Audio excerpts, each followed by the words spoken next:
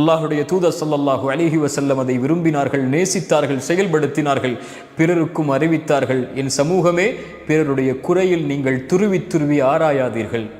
அல்லாஹ் மறைத்த குறைகளை துருவி துருவி ஆராயாதீர்கள். நீங்களும் மனிதர்கள்தான், அவர்களும் மனிதர்கள்தான். உங்களுக்கும் குறை இருக்கும், அவர்களுக்கும் குறை இருக்கும். பிறருடைய குறையை துருவி துருவி ஆராயாதீர்கள். யாருடைய குறையை ஒருவர் துருவி துருவி ஆராய்வாரோ அல்லாஹ் அவருடைய குறையில் அவரை பின்தொடர்வான். அல்லாஹ் அவருடைய குறையில் அவரை பின்தொடர்ந்தால் அல்லாஹ் அவரை அவருடைய வீட்டின் மத்தியிலேயே அல்லாஹ் இழிவுபடுத்துவான். உங்களுடைய பாவத்தை அல்லாஹ் மக்களுக்கு முன்னால் வெளிப்படுத்தி உங்களுடைய கண்ணியத்தை அல்லாஹ் நீக்குகிறான் என்றால் நீங்கள் செய்த பாவத்தில் மேன்மையான பாவத்திற்குரிய தண்டனை அது. அது என்ன பாவம்? நீங்கள் பிறருடைய குறையில் மூழ்கி இருப்பீர்கள், பிறருடைய குறையை மறைக்காமல் இருப்பீர்கள்.